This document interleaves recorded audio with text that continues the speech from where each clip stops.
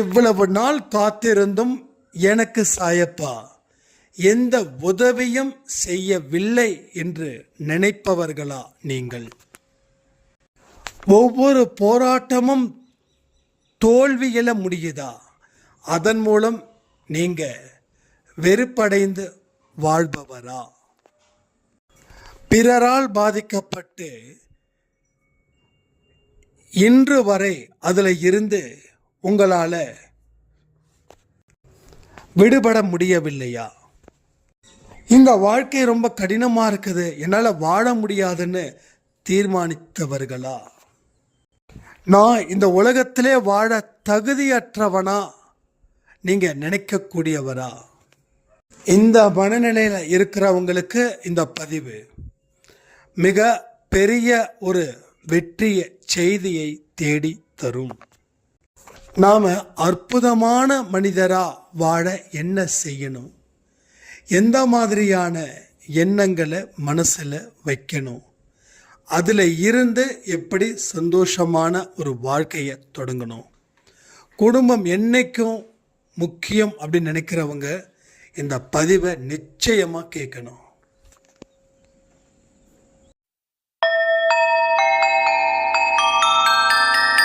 ஓம் சாயிரா சாயிரா, ஓம் சாயிரா சாயிரா, ஓம் சாயிரா சாயிரா, அன்பே சாயிரா, பேரன்பே சாயிரா, அகிலம் தளிக்க ஆத்மா விழிக்க அனுதினம் சாயிரா, எங்கள் அன்பே சாயிரா.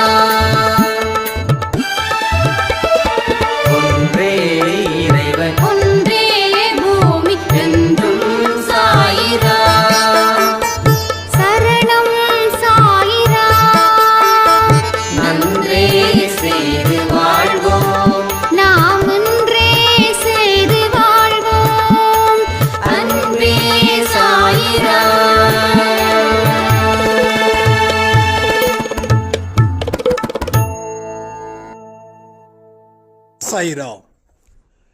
என் உயிரின் உயிரானவர்களே, எவ்வளவு நாள் நான் காத்திருக்கிறது? எத்தனையோ நல்ல விஷயங்களை நான் தொடர்ந்து செஞ்சுக்கிட்டு தான் இருக்கேன். நன்மைகளை பிறருக்கு நிறைய செய்யற, பாவத்தை குறைச்சிட்ட. ஆனாலும் என்னுடைய லைஃப்ல ஒரு இம்ப்ரூவ்மெண்ட் அப்படின்றது ஒரு துளி கூட இல்லை. என்னை கடவுள் சோதிக்கிறாருன்னு நான் நினைச்சுக்கலாமா அப்படின்னு நாம ஒரு விதமான குழப்பத்திலையும் பயத்திலையும் நமக்குள்ள இந்த கேள்விகளை தொடர்ந்து கேட்டுக்கிட்டே இருப்போம். அதற்கு பதிலையும் நம்ம சொல்லிப்போம், பொறுமையா இருக்கணும், நம்பிக்கையா இருக்கணும் அப்படின்னு. ஆனா அந்த பதில் நமக்கு திருப்தி அளிக்கல. வேற ஏதாவது இருக்குமோ? என்னதான் நம்பிக்கையோட இருந்தாலும் பொறுமையோட இருந்தாலும் இந்த ஜென்மம் இப்படியே போயிடுமோ அப்படின்னும் ஒரு விதமான சந்தேகமும் நமக்கு வரும். இதையெல்லாம் எப்படி தீர்க்கணும், இதையெல்லாம் எப்படி பார்க்கணும் அப்படின்றதுக்கு உண்டானது தான் இந்த பதிவு. இங்க ஒரு குழந்தைகளும் சாயப்பாவால ஆசீர்வதிக்கப்பட்டவர்கள். ஒவ்வொரு குழந்தைங்களோட திறமைகளையும் கடவுள் மேலே எடுத்துட்டு வருவாரு. கடவுள் உங்களை சோதிக்கிறாரா சோதிக்கலையா அப்படின்னு கேட்டு நீங்க அவரை சோதிக்காதீங்க. உங்களுக்கு தர வேண்டிய நேரத்தில் தரப்படும். தர வேண்டிய நேரத்தில் தான் அற்புதங்களும் அதிசயங்களும் நடக்கும். அதற்கு முன்னாடி ஏன் கொடுக்க கூடாது கடவுள் அப்படின்னு ஒரு கேள்விகளை நீங்க எழுப்பலாம். இப்போ உங்களுக்கு கடவுள் கொடுக்க வேண்டியதை கொடுத்துட்டாருன்னா அதன் மூலமாக எந்த பலனும் உங்களுக்கு வந்து சேராதுன்றது சாய்பாவுடைய கணக்கு. அதனால அவருக்கு நேரமும் காலமும் தேவைப்படுது. அது வரைக்கும் உங்கள் வாழ்க்கையில் இருக்கக்கூடிய சங்கடங்களை பொறுத்துக்கிட்டு என்றோ ஒரு நாள் எனக்கு நிச்சயமா நல்ல வாழ்க்கை கடவுள் எழுதியிருக்காரு, அந்த நாள் வரைக்கும் நான் காத்திருக்கிறது தான் புத்திசாலித்தனம், அதுதான் அறிவுபூர்வமான செயல் அப்படின்னு நினைச்சு நீங்க வாழ்ந்துக்கிட்டே இருங்க. என்னுடைய அனுபவத்தில் நான் சொல்லுறேன், இந்த ஜென்மத்தில் நீங்க வெற்றியை நிச்சயமா பெற முடியும். மனதளவில் எவ்வளவுதான் நீங்க உடைஞ்சு போயிருந்தாலும் சுக்கு நூறா போயிருந்தாலும் சரியான விஷயத்தை செய்தா அது அத்தனையும் சேர்ந்து வச்சுக்க முடியும். ஒரு கால் உடைஞ்சிடுச்சு, காலுக்கு என்ன பண்றாங்க, பிளேட்டை வச்சு ஆப்ரேஷன் பண்ணி நடக்க விடுறாங்க டாக்டர்ஸுங்க, இல்லையா? அதே போல எது எதெல்லாம் சிதறி கிடக்குதோ அது எல்லாமே அவருடைய கை பக்குவத்தால ஒன்று சேர்ந்துடும். அது வரைக்கும் நீங்க வீண் முயற்சிகளை எடுக்க வேண்டாம். சில நேரத்தில் கடவுளை விட்டுட்டு வரலான்னு தோணும், சில நேரத்தில் விட்டுட்டு வந்ததுக்கு அப்புறம் மறுபடியும் அவர் கூடவே இருக்கணும்னு தோணும். ஆனா ஒண்ணு மட்டும் புரிஞ்சுக்கணும்,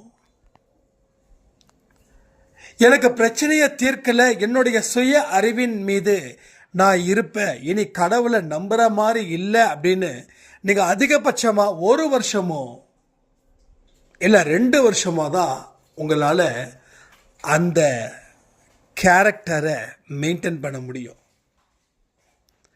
சர்டன் ஸ்டேஜுக்கு மேலே திரும்பவும் நீங்கள் எங்கே இருந்து கிளம்புனீங்களோ அங்கே திரும்பி வந்துடுவீங்க. ஏன்னா நம்மால் அவ்வளவு சீக்கிரம் கடவுளை விட்டு இருக்கவே முடியாது. ஏன்னா இது பல ஜென்மத்தில் ஏற்பட்ட ஒரு பந்தம், ஒரு சொந்தம், ஒரு கனெக்ஷன், ஒரு இணைப்பு. எதை வேணாலும் வச்சுக்கலாம், எப்படி வேணாலும் வச்சுக்கலாம். அதனால நம்ம ஆன்மாவை என்னதான் கண்ட்ரோல் பண்ணணும்னு நினைச்சாலும் அந்த ஆன்மா எங்க தேடுமோ அங்க தேடும், எங்க சேரணுமோ அங்கே சேரும். நீங்க எவ்வளவுதான் கடவுளை வெறுத்தாலும் கடவுள் உங்களை மன்னிக்க மாட்டார். கடவுள் எப்போ உங்களை தண்டிப்பார் தெரியுமா? என்னைக்கு நீங்க தப்பு தவறுகளை செஞ்சுக்கிட்டே இருக்கீங்களோ அன்னைக்கு தண்டிப்பார். நீங்க கடவுளை வெறுக்கிறதால கடவுள் உங்க மேல கோபிச்சுக்க மாட்டார். இது நிறைய பேருக்கு ஒரு கொஸ்டின், கடவுளுக்கு என் மேல கோபமா? கோபம் இல்லை, கோபம் இல்லை, கோபம் வராது. ஆனால் வரும், நீங்கள் தப்பை செய்யும் போது வரும். அது சாய்பாவுக்கு நிறையவே கோபம் வரும். இங்கே நம்ம ஏதோ ஒரு பதிவில் சொல்லும்போது ஒரு சாய்ராம் சொன்னாங்க, சாய்பா பற்றி உங்களுக்கு என்ன தெரியும்? அவர் எவ்வளவு அமைதியானவர் தெரியுமா?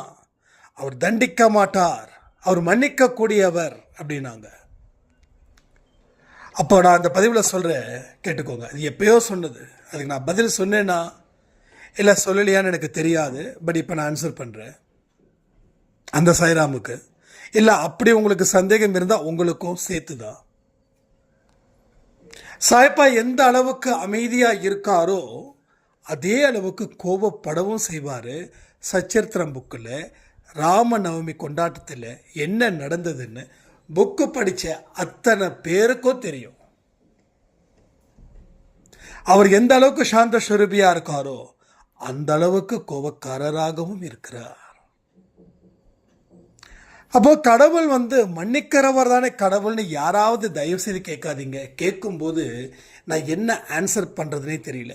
ஒவ்வொரு தவறையும் செஞ்சுக்கிட்டு கடவுள் மன்னிப்பாருன்னு தொடர்ந்து நீங்கள் தவறுகள் செஞ்சுக்கிட்டே இருந்தா கடவுள் என்ன முட்டாளா?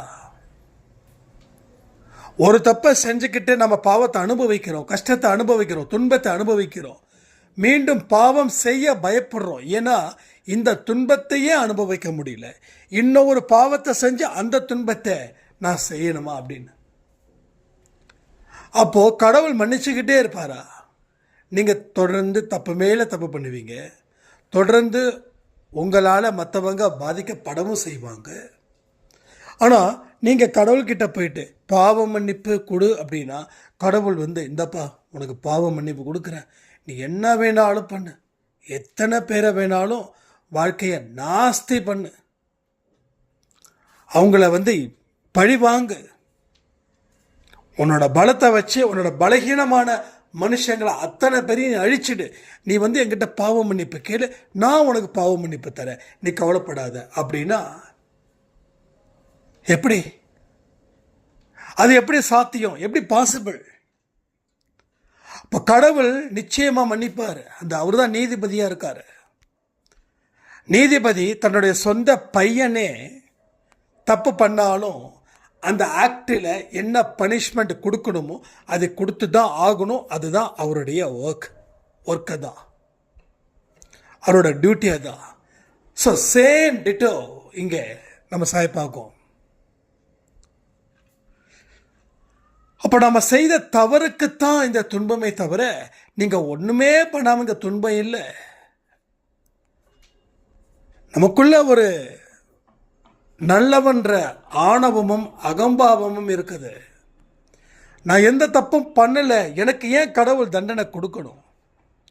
நான் எந்த பாவமும் செய்யலை, யாருக்கும் எந்த விதத்திலையும் நான் பழி வாங்கலையே அப்படின்னு.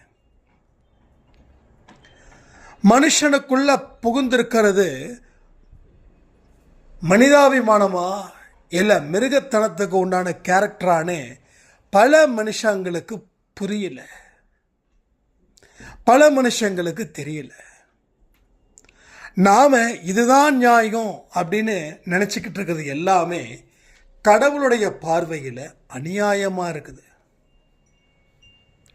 கடவுளோட பார்வையில் எப்படி இருக்குதோ அப்படிப்பட்ட வாழ்க்கை தான் நம்ம இங்கே எல்லாருக்கும் கிடைக்கும் அப்படின்னு நமக்கு தெரியல.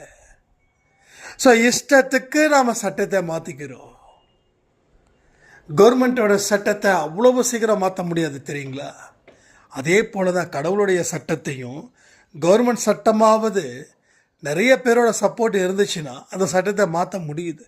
ஆனால் கடவுளுடைய சட்டம் எந்த காரணத்தை கொண்டும் எக்காலத்திலும் மாற்றவே முடியாது. நீங்கள் எத்தனை ஜென்மம் எடுத்தாலும் அப்போ என்ன சட்டமோ அதே சட்டம் தான் இப்பொழுதும் இருக்குது. அப்போ தேவையில்லாமல் வார்த்தைகளை நம்ம இங்கே விடுறோம். இந்த காலத்தில் இப்படிலாம் வாட முடியுமா? அப்போ கடவுளோட சட்டம் இந்த காலத்தில் மாறிடுச்சா என்ன? ஆனால் ஓரளவுக்கு நிஜம். கலியுகத்தில் கடவுள் மனுஷனுடைய நாட்கள் 100 வருஷம்ன்றதால அதுக்குள்ள அவனுக்கு பல ஞானத்தை அவர் கொடுக்குறார். ஆனால் சட்டம் மாறல, சட்டம் மாறல. இதுக்கு முன்னாடி இருக்கிற யுகம்லாம் 2000 வருஷம் 1000 வருஷம் இப்படி போயிட்டு இருந்தது. ஆனால் இந்த கலியுகத்தில் ஒரு மனுஷனுடைய சராசரி வயசு 100. அந்த 100க்குள்ள அவன் ஞானத்தை அடையணும். அடையிறதுக்கு உண்டான பாதை ரொம்ப எளிமையாக்கப்படுகிறது. ஏன்னா இவனுடைய நாட்கள் குறைவுன்றதால அவனுக்குன்னு சில எளிமையான வழிபாடு முறைகளையும் கொடுத்துருக்கார். அதாவது சச்சரித்திரம் சொல்லியிருக்காங்க, ஒவ்வொரு மனுஷனையும் ஒவ்வொரு விதத்துக்காக படைக்கப்பட்டவர்கள். சில பேருக்கு உதவி செய்வதற்காகவே படைக்கப்பட்டாங்க, சில பேருக்கு கடவுளுடைய புகழ், கடவுளுடைய செய்திகளை சொல்வதற்கு படைக்கப்பட்டாங்க. அதாவது நம்ம கேட்டகரி அது மாதிரி. இன்னும் சில பேருக்கு கல்விச்சாலை அது இதுன்னு சொல்லி, அது மாதிரி ஒவ்வொரு மனுஷனுக்கும் ஒவ்வொரு விதமான ஒரு சோசியலிசம் லிங்க் ஆகுது. அதை அவங்க சரியாக பண்ணணும். ஆனால் ஒன்று என்ன ஒரு பேட் அப்படின்னா, நம்ம வாழ்க்கையையே நம்ம சரியாக செய்ய முடியல. அப்போ எப்போ அடுத்தவங்க வாழ்க்கைக்கு நாம் விளக்கேற்ற முடியும்? நம்ம வாழ்க்கைக்கே விளக்கு இருக்குது, என்ன இருக்குது, வத்தி பெட்டி இருக்குது, ஆனால் ஏற்றுறதுக்கு மனது இல்லை. நம்ம எப்படிப்பட்ட வாழ்க்கையை வாழ்ந்திருக்கணும் தெரியுமா? நம்ம அடிப்படை வாழ்க்கையில் நாம் சக்ஸஸ் ஆன மனுஷங்களாக வாழ்ந்திருக்கணும். இட்ஸ் அ பேசிக்கான லைஃப் இது. அடுத்தது அடுத்தவர்களுக்காக, அடுத்தவங்க உதவி செய்வதற்காக நம்ம வாழ்ந்திருக்கணும். இது செகண்ட் ஸ்டேஜ். அடுத்ததுலாம் ஸ்டேஜஸ் போயிட்டே இருக்கும். ஆனால் நாம் இப்போ வரைக்கும் 0ன்ற ஸ்டேஜில் தானே இருக்கிறோம். ஸோ நம்மளால் ஃபஸ்ட்டு ஸ்டேஜில் கூட இருக்க முடியல. நம்ம எந்த ஸ்டேஜில் இருக்கோம்? 0. முதல்ல உன்னையே பார்த்துக்க முடியல, உன்னையே சந்தோஷப்படுத்த முடியல, உன்னையே பாதுகாப்பாக உன்னால் உணர முடியல. எந்த நேரத்தில் நம்ம வாழ்க்கை பிச்சுக்கிட்டு போயிடுமோன்னு ஒரு மனுஷனும் பயந்து பயந்து வாழ்கிறான். ஆனால் வெளிப்புறத்தில் தன்னை தைரியசாலி, திறமசாலி அப்படின்னு ஒரு மாஸ்கை போட்டு திரிகிறான். மாஸ்கை அவுத்துட்டா தான் தெரியும் அவன் எவ்வளவு பயத்தில் வாழ்ந்துட்டு இருக்கான்னு. இங்கே ஒவ்வொரு மனுஷனும் அப்படிதான், ஒவ்வொரு மனுஷனும். ஸோ நமக்குள்ள ஒரு பயம், ஒரு பதட்டம் இருந்துக்கிட்டே இருக்குது. அடுத்த நிமிஷம் என்ன ஆகுமோ அப்படின்னு. அப்போது ஒரு விஷயத்தை புரிஞ்சுக்கணும், நாம் இப்போ வரைக்கும் நம்ம எந்த ஸ்டேஜ்லேயுமே இல்லை. ஸ்டேஜ் வரதுக்கு முயற்சிகளும் நம்ம பண்ணலை. ஸோ இதை எல்லாத்தையும் நீங்கள் சரி பண்ணதான் உங்கள் வாழ்க்கையில் உங்களுக்கு தேவையான அத்தனை நல்ல விஷயங்களும் உங்களுக்கு கிடைக்குன்றதை மறந்துடாதீங்க. ஸோ பல கட்ட போராட்டத்திற்கு பிறகும் வாழ்க்கையில் வெற்றி கிடைக்குது. சில பேருக்கு எத்தனை கட்ட போராட்டத்தில் இருந்தும் வாழ்க்கையில் வெற்றி கிடைக்கல. ஏன்னா ஒரு போராடணும்னா அதற்கு தேவையான யுத்தி, அதற்கு தேவையான புத்தி, அதற்கு தேவையான நேரம், காலம், பயிற்சி எல்லாமே தேவைப்படுது. அதை ஃபுல்ஃபில் பண்ணிட்டு தான் நம்ம போராட்டத்துக்கே இறங்கணும். ஆனால் நம்ம அப்படிலாம் இல்லை. யாரோ ஒருத்தங்க சொன்னாங்க அப்படின்னு சொல்லி நம்ம வாழ்க்கையை வந்துட்டுருக்கோம். அந்த யாரோ அவருக்கு நமக்கு சம்மந்தம் இருக்காது. அவர் சொன்னாருப்பா, நான் செஞ்சேன்பா, எஸ், என்னாச்சு, அவர் காணம்பா. அவர் எப்படி காணாமல் போகிறாரோ அதே போல் நாமளும் காணாமல் போயிடுவோம். எல்லா சொல்கிறதையும் கேட்டுக்கோங்க, அது தப்பே இல்லை. என்ன நல்லது, என்ன கெட்டது, என்னென்னலாம் அதில் பாசிட்டிவ் இருக்குது, என்னென்னலாம் அதில் நெகட்டிவ் இருக்குது. ப்ராப்ளம் ஏதாவது வந்துடுச்சுன்னா அதற்கு உண்டான வழி முறை இருக்கா, இதையெல்லாம் யோசித்து தான் நீங்கள் போராட காலடி எடுத்து வைக்கணும். ஆனால் நிறைய பேரோட வாழ்க்கையில் அந்த கட்டத்துக்கு போல அவன் சொன்னான், இவன் சொன்னான், எவன் சொன்னான்னா அதான் அவன் சொன்னான், இவன் சொன்னான். ஸோ அடையாளமே தெரியாத ஒரு ஆள் ஒரு விஷயத்த சொல்கிறான் அப்படின்னா உங்களால் அதை எப்படி நம்ப முடியுது? அப்போ எதை சாப்பிட்டா பித்தம் தீரும் அப்படின்னு சொல்லி எல்லாத்தையும் சாப்பிட்டது போல ஒவ்வொரு மனுஷனும் இன்றைக்கி வாழ்ந்துட்டுருக்கான். ஒரு குருடனுக்கு இன்னொரு குருடை வழிகாட்ட முடியாதுன்னு பைபிளில் ஒரு வார்த்தை இருக்குது. அது போல் இங்கே நாம் இருக்கோம். அந்த மாதிரியான ஒரு செட்டப்பை நம்ம ரெடி பண்ணி அதுக்குள்ள பல துன்பத்தையும் பல துயரத்தையும் பல கண்ணீரையும் சேர்த்து வச்சு அதில் தத்தளிச்சு கொண்டு இருக்கிறோம். நாம் செய்ய வேண்டிய மிகப்பெரிய தவறுகளே இங்கே தான் நடக்குது. இதில் இருந்து மீள்வதற்கு உண்டான வழிகள் என்னன்றது யாருக்கும் தெரியல. இப்போ சொல்கிற மீள்வதற்கு நிறைய வழிகள் சாய்ப்பா கொடுத்துருக்காங்க. எதுவாக இருந்தாலும் அமைதியான முறையில் உன்னுடைய வாழ்க்கையில் ஒரு காலடியும் எடுத்து வை. இதுவரைக்கும் வாழ்ந்த வாழ்க்கையில் இருந்து ஒரு மாறுபட்ட ஒரு வாழ்க்கையை நீ வாழ்ந்துடு. அந்த வாழ்க்கையில் வைராக்கியத்தோட நீ நின்றுடு. என்ன எதிர்ப்புகள் வந்தாலும் உன்னோட வாழ்க்கை முறையை மாற்றிடாத. அதாவது மாறினதுக்கு அப்புறம் உங்களுக்கு வாழ்க்கையில் நெருக்கடி வரும் இல்லையா, அந்த நெருக்கடியை பார்த்து பயந்து மீண்டும் பழைய வாழ்க்கைக்கு வந்துடாத. பழைய வாழ்க்கை காத்துக்கிட்டு இருக்குது உன்னை ஒட்டுமொத்தமாக முடிச்சு கட்ட. அப்போது எந்த விதமான குறுக்கு வழியும் இல்லை. இன்றைக்கி காலையில் கொடுத்த 12 மணி பதிவில் கூட சொல்லியிருக்க பாருங்க, 10,000 ரூபாய் காணிக்க கொடுங்க, 21 நாட்களில் உங்கள் துன்பம் எல்லாமே பொடி பொடி ஆகிடும். யாரும் நம்ப மாட்டீங்கன்னு தெரியும், அந்த பதிவில் ஒன்றும் இருக்காதுன்னு தெரியும். ஆனால் என்ன விஷயத்த நம்ம சொல்லியிருக்கோன்றத அந்த பதிவில் சொல்லியிருக்கோம். ஸோ குறுக்கு வழியில் எதையுமே பெற முடியாத ஆன்மீக வாழ்க்கையில், வேறு வாழ்க்கையில் விட குறுக்கு வழியில் பெற முடியும். ஆனால் எதெல்லாம் நீங்கள் குறுக்கு வழியில் பெற்றீர்களோ அது கண்ணை மூடி கண்ணை திறக்கிறதுக்குள்ளே காணாமல் போயிடும். காக்கா தூக்கிட்டு போயிடும் சொல்லுவாங்களே கதை, அந்த மாதிரி கதையா? காக்கா என்ன பண்ணும்? அலேக்கா தூக்கிட்டு போயிடும். அப்படிதான் இருக்கு வாழ்க்கை. ஒரு சாயராம தான் கேட்டாங்க, நீங்கள் நேற்று வரைக்கும் செமையாக இருந்தங்க, ஆனால் இன்னைக்கு வாழ்க்கையை மாறிடுச்சுங்க. எஸ், மனுஷனுடைய வாழ்க்கையில் எதையுமே நிலையானதுன்னு சொல்லிடவே முடியாது. உங்களுக்கு வயசு 30னா 29 வருஷத்துக்கு முன்னாடி நீங்கள் எப்படி இருந்தீங்க? இப்படியே இருந்தீங்களா? இப்போ 30, அடுத்த 60ல் நீங்கள் எப்படி இருப்பீங்க? இதே மாதிரி இருப்பீங்களா? ஸோ வாழ்க்கைன்றது நிலை இல்லாதது. நம்மளாம் குழந்தையாக இருந்து இன்றைக்கி இப்படி இருக்கிறோம். ஸோ எல்லா விஷயமும் ஒரு மனுஷனுடைய மனசுக்குள்ளே நிறைவாக இருக்குது.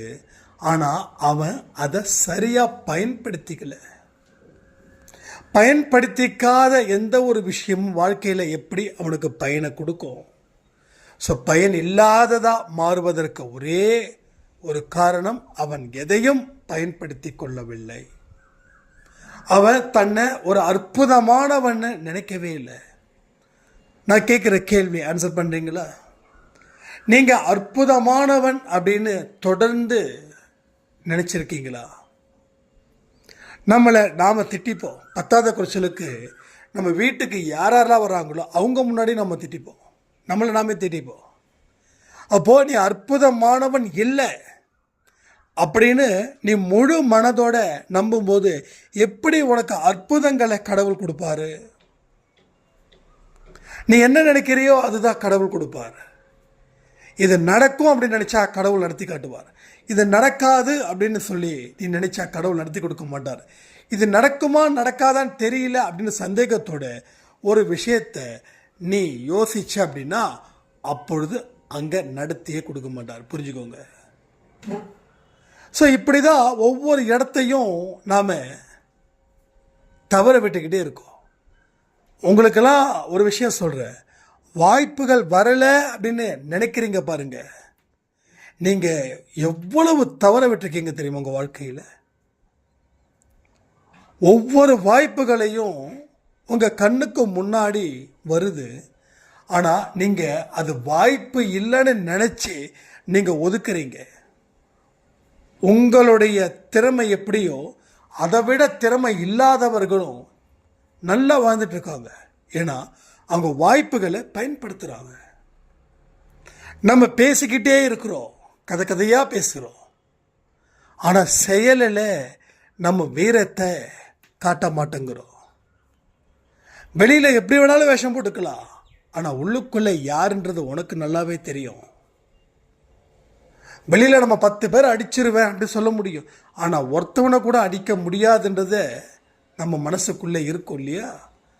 அப்போது வெளியில் சிரிக்கலாம், வெளியில் சிரிச்சிங்கன்னா உள்ள நீங்கள் அழுவுறீங்கன்னு அர்த்தம். இப்போ மனசை நம்ம சரி பண்ணாமல் வாழ்க்கையை எந்த காலத்துலேயும் நீங்கள் சரி பண்ண முடியாத ஒரு சிச்சுவேஷனை அது உருவாக்கிடும். அதனால் பார்த்து கொஞ்சம் யோசித்து நிதானித்து நீங்கள் வாழுங்க.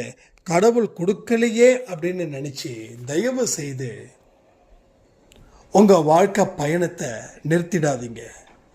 ஏன்னா இந்த மாயசக்தி, கர்மசக்தி, அது இது எத்தனையோ சக்திகள் உங்கள் வாழ்க்கையில் தடுத்து உங்களை நிறுத்தணும்னு கங்கணம் கட்டிக்கிட்டு தெரியுதுங்க. அவங்க மனிதர்கள் மூலமாக உங்களிடம் வருவார்கள். திடீர்னு ஒருத்தன் உங்ககிட்ட ரொம்ப பாசமாக இருப்பான், பாசமாக இருந்தால் அடுத்த கொஞ்ச நாட்களில் அவன் எதிரியாக மாறுவான். இதெல்லாம் மாய சக்தியும் கர்ம சக்தியும் அனுப்புனது. ராவணன் சீதையை தூக்கிட்டு போகணுன்றதுக்காக எந்த ரூபத்தில் வந்தான் தெரியுமா? எதுக்கு ராமாயணம், எதுக்கு மகாபாரதம்? சொல்ல செய்திகள் நடந்துதான் நடக்கலையா அதை விட்டுருங்க. அதில் இருக்கக்கூடிய கருத்துக்கள் எவ்வளவு ஆழமானவை. அப்போது சீதைக்கு மானுன்னா பிடிக்கும். அந்த மானுடைய விஷயத்தில் ராவணன் வந்தான். அந்த எல்லையை தாண்டின உடனே மானு மாறி ராவணனா மாறியாச்சு. இப்போ சீதையை தூக்கிட்டு போயாச்சு. அப்போ அந்த மானுக்கு சீதை மயங்காமல் இருந்திருந்தா ராவணன் தோல்வியை அடைஞ்சிருப்பான். அப்போ நம்ம வாழ்க்கையிலையும் நமக்கும் இந்த மாதிரியான ஒரு நெருக்கடிய கர்மாவும் மாய சக்தியும் தரும். அதுதான் உங்கள் வாழ்க்கையில் மேலும் மேலும் பிரச்சனைகளையும் சங்கடத்தையும் ஏற்படுத்தியே தீரும். ஸோ இதை நீங்கள் தெளிவாக புரிஞ்சுக்கிட்டீங்கன்னா மாய சக்தி மந்திர சக்தியில் இருந்து நீங்கள் மீண்டு வந்துடுவீர்கள். அப்போ இந்த பதிவின் மூலமாக நீங்கள் என்ன தெரிஞ்சுக்கிட்டீங்க அப்படின்றத கமெண்ட் பண்ணுங்கள். ஒரு பதிவையும் கேட்கும்போது முழு மனதுடன் தயவு செய்து கேளுங்க. எல்லா பதிவையும் நீங்கள் முழுசாக கேட்கும்போது நீங்கள் புரிஞ்சுக்கிட்ட ஒரு விஷயத்தையும் செயல்படுத்தும் போது தான் உங்கள் போராட்டம் வெற்றி அப்படின்ற ஒரு விஷயத்தை நோக்கி அழைத்து செல்லும். ஸோ நான் இதை பண்ண அதை பண்ண அது நடக்கலை இது நடக்கலை அப்படின்ற ஒரு நெகட்டிவான விஷயத்தை நம்ம பேச வேண்டிய அவசியமே இல்லை. ஏன்னா இது ஒரு பெரிய குடும்பம், இந்த அன்பே சாய் குடும்பம். இந்த அன்பே சாய் குடும்பத்தில் அத்தனை பேரையும் கடவுள் தான் சேர்த்துருக்காரே தவிர எந்த தனி மனுஷனும் சேர்க்கல, நானும் சேர்க்கல, உங்களை யாரும் இங்கே சேர்க்கவும் வைக்கல. அப்போ இது சுயம்புவா ஒரு விஷயம் நடந்திருக்குதுன்னா அதை பயன்படுத்திக்கிட்டா உங்களுக்கு பலன் அதிகம். ஆனால் அதை பயன்படுத்திக்காமல் போயிட்டீங்கன்னா பலன் அப்படின்ற ஒரு வார்த்தையே இல்லாமல் போயிடும். நான் இதை மட்டும் சொல்லலை, ஜென்ரலாக எல்லா விஷயத்தையும் சொல்கிறேன். எனக்கெல்லாம் சாயப்பா சுயம்புவாக தான் வந்தார். அவருடைய அருமை பெருமை எல்லாமே அவர் கூட வாழ தான் இப்போ வரைக்கும் புரியுது. இந்த நாளில் வரைக்கும் நான் இன்னைக்கு நிற்கிறேன் அப்படின்னா அதற்கு காரணகர்த்தாவே அவர் ஒருவர் தான். அது ஸ்பிரிச்சுவலாக இருக்கட்டும், இல்லை என்னுடைய தனிப்பட்ட வாழ்க்கையாக இருக்கட்டும், இல்லை என்னுடைய பிஸ்னஸ் லைஃபாக இருக்கட்டும், எல்லா இடத்துலையுமே நம்மளால் அறுவடையை சிதறாமல் செய்ய முடியும். அதாவது விதை கம்மி ஆனால் விளைச்சலோ ஜாஸ்தி. அந்த மாதிரியான சூழ்நிலையை நாம் வைக்கணும். ஆனால் நாம் இப்போ என்ன பண்ணிட்டு இருக்கோம், செலவு ஜாஸ்தி பண்ணுறோம், ஆனால் வருமானமே இல்லை. அது மாதிரி ஆக மொத்தம் ஒரு விதமான நஷ்டத்தில் தான் நம்ம வாழ்க்கை பயணம் போகுது. இது உண்மையா இல்லையா? அப்போ அந்த நஷ்டத்தை மாற்றி எழுதுவதற்கு நீங்கள் தான் தயாராகணும். நோட்டு இருக்குது, பென் இருக்குது, எல்லாத்தையும் எழுதணும். ஒரு நாளில் எந்த மாதிரி விஷயங்கள் நடந்தது, அன்பே சாயில என்ன மாதிரி பதிவுகளை கேட்டோம், அதில் சொல்லப்பட்ட விஷயங்கள் என்ன, நாம் செஞ்ச விஷயம் என்ன, அதனால் அடைந்த அனுபவம் என்ன, தோல்வியா வெற்றியா, தோல்வியையும் வெற்றியாக மாற்ற முடியும், வெற்றியையும் மேலும் ஒரு வெற்றிக்காக மாற்றிடவும் முடியும். ஸோ இங்கே விழுந்தவன் அப்படின்றத விட வாழ்ந்தவன் ஜாஸ்தி. ஏன்னா விழுந்து திரும்ப எழுந்திருக்கிறவ மீண்டும் விழமாட்டான். ஏன் தெரியுமா? ஏற்கனவே நாம் விழுந்தோம். ஏன் விழுந்தோம், எப்படி விழுந்தோன்னா இந்த பாதையில் இப்படி நடந்ததால் நான் விழுந்தேன்.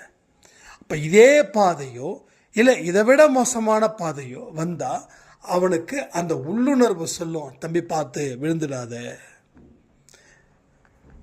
அதே மாதிரி பாதை தான் இந்த பாதையும் அப்படின்னு. ஏன்னா விழுந்த உடனே பாடத்தை படித்தோம், அந்த பாடம் ஒரு படிப்பினையை கொடுத்துச்சு. அந்த படிப்பினை இன்னைக்கு எந்த இடத்துலையும் விடாத அளவுக்கு அது வழி வகை செய்தது. அந்த அடிப்படையில் தான் அன்பே சாய் இருக்குது. அன்பே சாயில் இருக்கக்கூடிய அத்தனை மனுஷங்களுக்கும் வாழ்க்கையில் பிரச்சனைகள் அப்படின்றது இல்லை. எவ்வளவு பெரிய பிரச்சனைகள் வந்தாலும் அதை தீர்த்ததுக்கப்புறம் ஒவ்வொரு கட்டமும் அவங்களுக்கு வாழ்க்கையில் வெற்றியை மட்டும்தான் நம்ம அன்பே சாயப்பா கொடுப்பாருன்னு சொல்லி இந்த பதிவை நான் முடிக்கிறேன். ஜெய் சாய்ரா.